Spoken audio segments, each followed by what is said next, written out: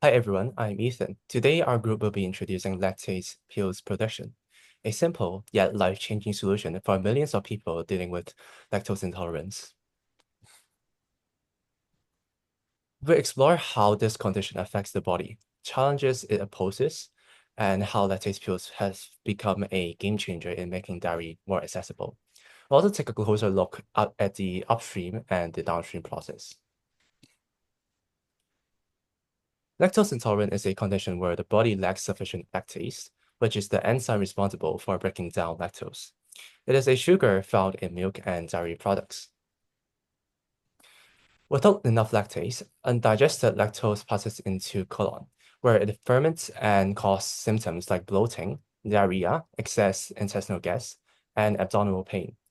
This condition is incredibly common, affecting approximately 65% of the global population, with higher prevalence in regions like Asia, Africa, and South America. It often develops with age as lactase production declines, but some individuals are born with a genetic predisposition to lactose intolerance.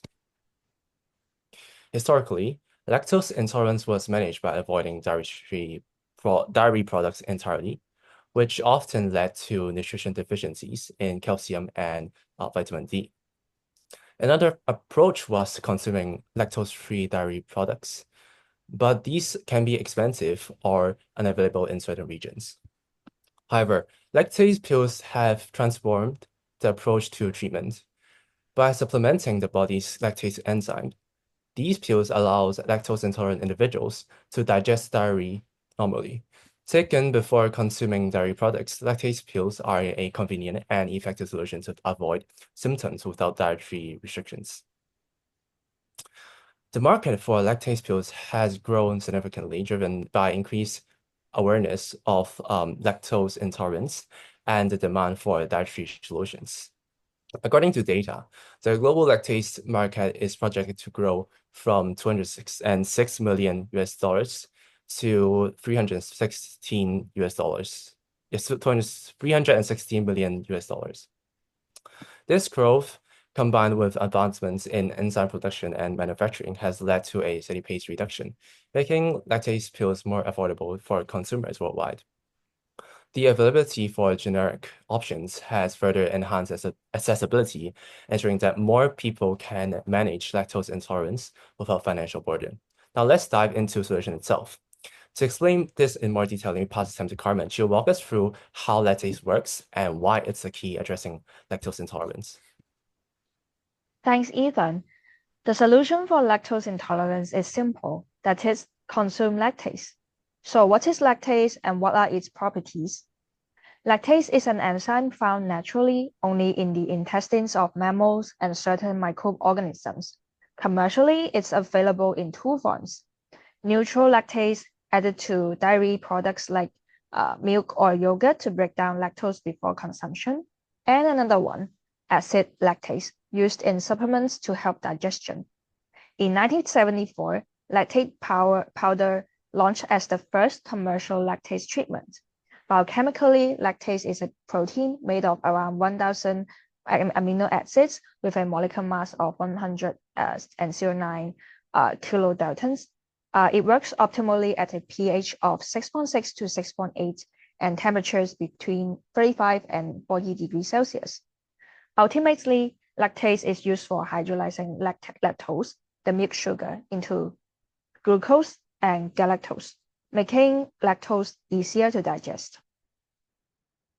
In the lactase pills for everyday usage, the active ingredient is lactase, and supplements also include microcrystalline cellulose as a filler and binder to form the tablet. Optionally, cutting agents like sugar, starches, cellulose, or inorganic salts may be added to bulk up the product. Some formulations include a lubricant such as magnesium stearate to aid with the manufacturing. As for dosage, lactase supplements are dietary aids, not medicine, taken at the same time with lactose-containing foods. A typical dose is 9,000 FCC units, where FCC stands for Food Chemicals Codex, a standard measure of enzyme activity. This handles 20 to 30 grams of lactose, which is about 1 to 2 glasses of milk. The following time, you get to know how lactase pills get produced from upstream to downstream. Thank you, Carmen. We will now introduce our two strains selected for lactase production. Next slide, please. The first strain is Aspergillus oryzae, which is a filamentous fungus commonly used in traditional Asian fruit fermentation. A. oryzae is known for its relatively low endogenous secondary metabolites, making it a prominent secondary metabolite factory. This fungus produces lactase through secondary metabolism. In other words, the production is non-growth associated.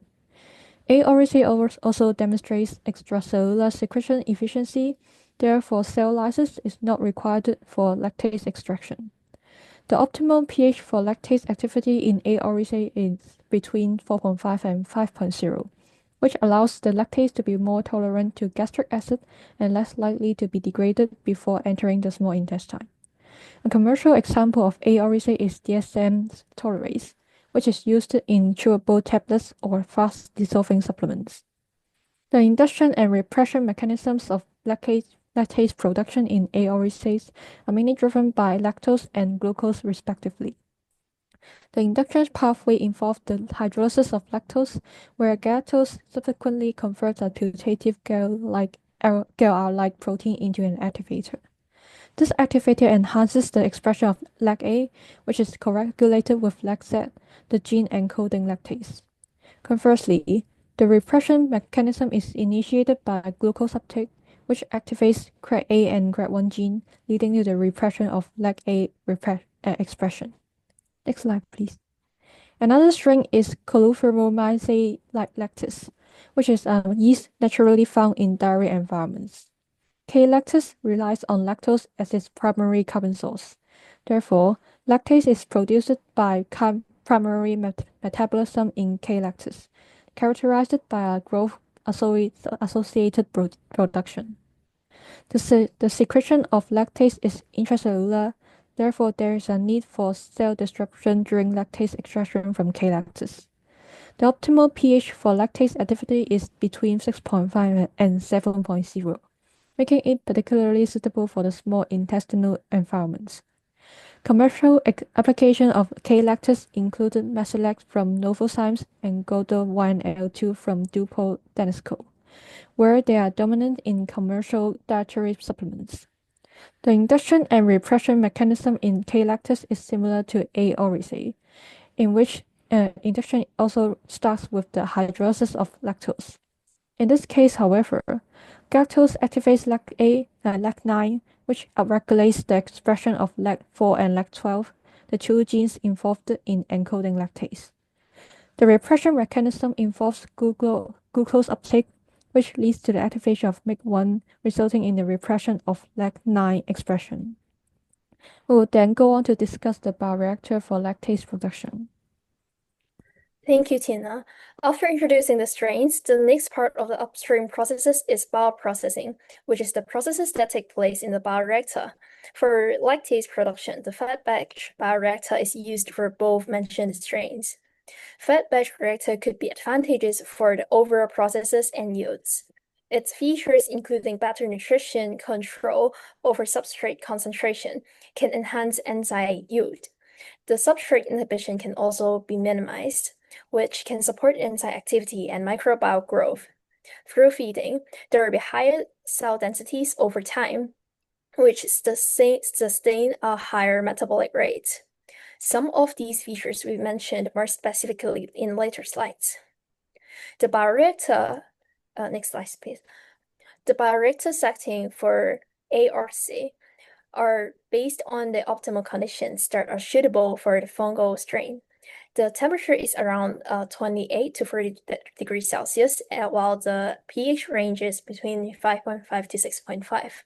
There are some challenges when handling ARC, such as higher broth viscosity due to the morphology of fungi, which requires higher agitation, ideally higher than 500 RPM. In addition, the protease secretion mitigates lactase, which requires early harvest. Lastly, as it is an aerobic process. The oxygen demand must be met to have a DO higher than 20% to enhance aeration. The operation also requires the use of anaphone agents and intermittent lactose pulses to avoid viscosity issue. Next, the K-lactase strains' optimal conditions are slightly different due to its yeast features. Its optimal temperature lies between 30 to 37 degrees Celsius, while the pH is at 67. It is advantageous to use yeast as it is unicellular, resulting in lower viscosity, agitation speed, and it is also easier to scale up. So to compare the fungi strain, it also yields more lactase per unit biomass, which contribute to higher productivity. The main challenge is the repression of lactase by glucose, which must be depleted before lactose feed. To deal with this, the process design should employ DO step feeding to prevent glucose repression.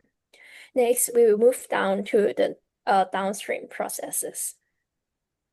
Thank you, Heyman. Moving on to the downstream processes, both strains secrete lactase extracellularly, simplifying initial purification but requiring different approaches due to differences in cell structure. A. oryzae is a fungal source, and the fermentation broth is filtered to remove fungal mycelia. The broth then goes through ultrafiltration to concentrate lactase and precipitation to remove contaminants. Then it goes on to ion exchange chromatography and gel filtration to remove residual low molecular weight impurities. K-lactase is a yeast source, and yeast cells require homogenization or enzymatic lysis. Centrifugation then removes cell debris. Then the tangential flow filtration is carried out to concentrate lactase. Affinity chromatography and/or hydrophobic interaction chromatography is effective for separating lactase from yeast proteins. Packaging steps start with freeze drying. Lactase is mixed with cryoprotectants like trehalose or sucrose to prevent denaturation. It is rapidly cooled to -40 degrees to form ice crystals. Then it goes on a series of primary and secondary drying. Encapsulation methods include enteric coating, which is essential for gastric protection. Enteric coating is a polymer applied to oral medication. It serves as a barrier to prevent the gastric acids in the stomach from degrading drugs after you swallow them. Microencapsulation is mainly for delayed release. Lactase is entrapped in calcium 2 plus cross-linked alginate beads. Let's now examine the critical quality control measures and regulatory standards applied to lactase production. For purity testing, A. oryzae requires SDS page or HPLC to detect fungal contaminants. K-lactase, being yeast-based, needs host cell protein assays to ensure purity. For activity, A. oryzae lactase is measured in exit lactase units, reflecting its stability in acidic conditions, and K-lactase uses lactase units, matching intestinal conditions. Safety protocols differ too. A. oryzae batches undergo endotoxin testing, whereas K-lactase may require mycotoxin screening, though rarely needed. Both strains are generally recognized as safe under FDA guidelines, but nuances exist. K-lactase recombinant strains must meet residual DNA limits, and A. oryzae labels may need fungal-derived disclosures for allergen transparency. Stability testing follows ICH-Q1A guidelines. K-lactase lactase degrades faster and therefore demands stricter formulation controls. Now I'll pass the time to Carmen to give us a brief conclusion. In conclusion, the production of lactase pills is a remarkable journey, from small-scale culturing of fungal strains such as A. oryzae and K-lactase, through upstream processing including metabolic pathway analysis and optimized fed batch bioprocessing, to downstream processing including harvesting, purification, freeze drying, encapsulation, and quality control, finally to the commercial lactase pills. This process showcases the precision and innovation of bioproduct in addressing lactose intolerance. And these are our reference. Thank you for listening, and this is the end of our presentation.